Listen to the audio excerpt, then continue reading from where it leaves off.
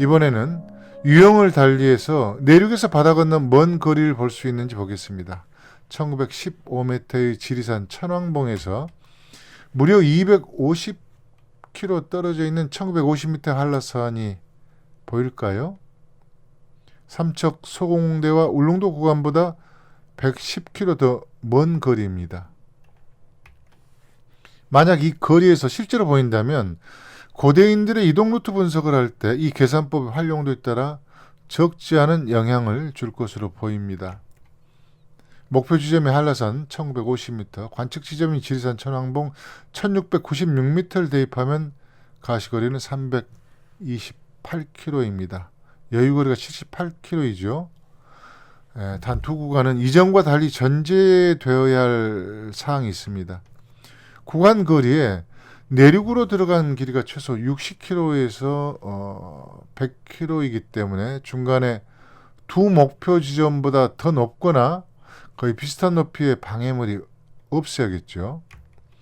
주요 지점을 보면 천왕봉에서 섬진강 건너편에 있는 광양 백운산 좌측을 지나 공반도의 팔형산과 거금도 적대봉 우측을 통과합니다. 이어서 완도군 여서도 좌측을 지나 고대의 제주도 관문이 조천항 위로 상륙해 한라산에 이릅니다.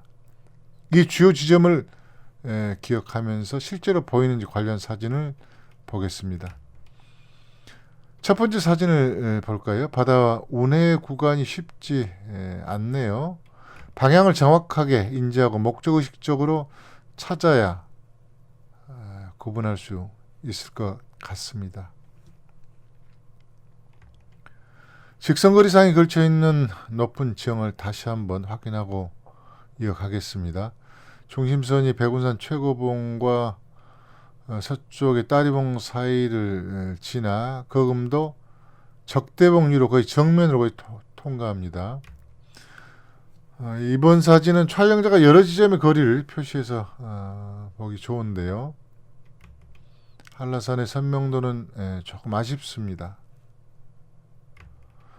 마지막 사진은 대기 조건이 최고인 것 같네요. 한라산이 선명하게 보이죠. 확대해 봤습니다. 항해 목표 지점을 잡을 때 날씨가 따라준다면 가시거리가 이렇게 엄청나게 길어도 이런 결과를 얻을 수 있다는 시사점을 확인할 수 있겠네요. 앞서 날씨가 받쳐주면 반경 170km 원안에 들어서는 순간 거대한 천연등대인 한라산을 볼 수 있다고 했는데 170km가 나온 근거도 시인거리 계산법에 따른 겁니다. 관측자 높이를 해상 1.5m로 잡은 결과인데요. 174km보다 더 낮게 보수적으로 잡았습니다. 한라산이 고대부터 동아시아 해양 네트워크상에서 십자로 역할을 할 수 있었던 배경이죠. 위치상 자연스럽게 물과 식량 공급, 배 수선을 하는 중간 기착지였습니다. 그리고 태풍의 피난처와 표류하던 선박에게는 삶의 희망을 주는 혼불이기도 했을 겁니다. 한라산이 지닌 위상과 역할을 텍스트로 줄줄이 외워도 그 중요성을 직관적으로 파악할 수 없습니다. 하지만 반경 170km의 이 원은 한라산의 가치를 더 선명하게 드러내는데 그치지 않고 역사 지리의 상상력을 확장합니다. 그 유명한 알렉산드리아 등대는 유라프리카 지중해 한편의 나일강 하구에 있었으나 한라산 천연등대는 동아시아 지중해 로터리에 위치하는 것을 알아챌 수 있습니다.